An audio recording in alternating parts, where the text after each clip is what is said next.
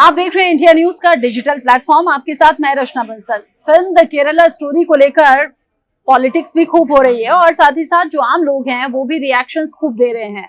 Kerala story विवादों में भी घिरी हुई है। केरला स्टोरी को लेकर जिस तरीके से लोगों का रिएक्शन सामने आ रहा है उसमें बताया जा रहा है कि कैसे हिंदू और क्रिश्चियन लड़कियों को टारगेट किया गया, उनका धर्म परिवर्तित किया गया, उन्हें आतंकवादी बनाया गया, उन्हें कई यातनाएं दी गई और इसी दर्द को बड़े पर्दे पर दिखाया गया है। लेकिन कुछ लोग विरोध इसलिए कर रहे हैं, उनका कहना यह है और तमिलनाडु और पश्चिम बंगाल की सरकार ने भी यही किया कि इस फिल्म को बैन राज्य में कर दिया, ये कहते हुए कि इससे हिंदू मुसलमान बट जाएंगे या फिर इससे सांप्रदायिक सौहार्द खराब हो सकता है।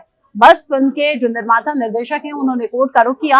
अब ऐसे में कोर्ट से राहत मिली है फिल्म के निर्माता निर्देशकों को, क्योंकि सुप्रीम कोर्ट ने पश्चिम बंगाल ने जो बैन लगाया था उसे हटाने के लिए बात कही है। सुप्रीम कोर्ट ने कहा है कि पश्चिम बंगाल में भी फिल्म रिलीज होनी चाहिए, बड़े पर्दों पर दिखनी चाहिए।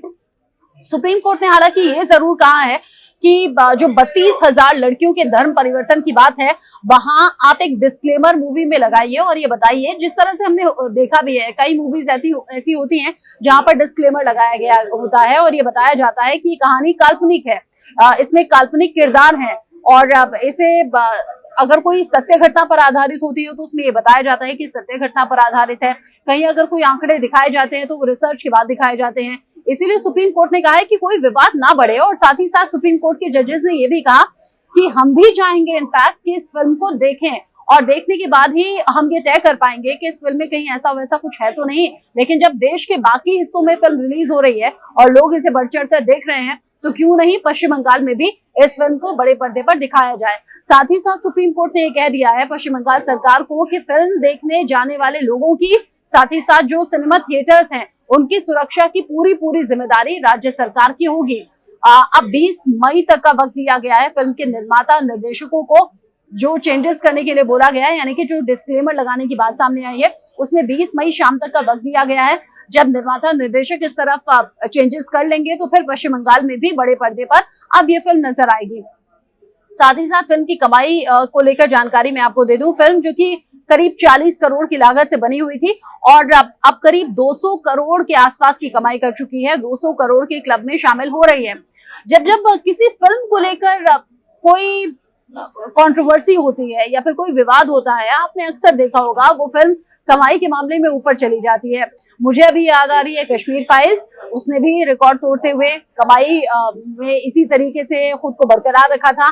केरला स्टोरी को लेकर आप यही देख रहे हैं। अमूमन आमतौर पर आजकल फिल्म चलती नहीं है, कहानी में दम हो, कैरेक्टर में दम हो, बड़े पर्दे पर उस तरीके से लोगों को इम्प्रेस किया गया हो तभी फिल्म चलती है।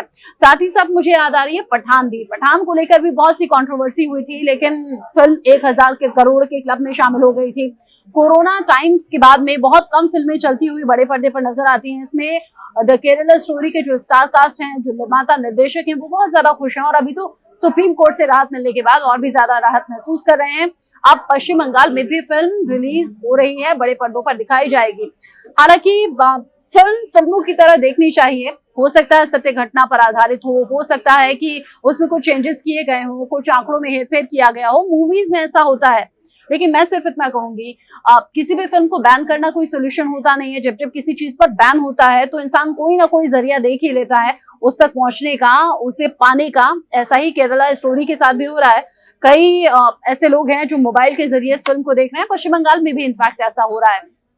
इसीलिए किसी भी चीज पर बैन लगाना उस चीज को और बढ़ावा देने जैसा होता है। ये इंसानी फितरत होती है। जिस काम को करने से आपको रोका जाए वो उस काम को करने के लिए इंसान आगे बढ़ता है, कोशिशें करता है, लाख जतन करता है।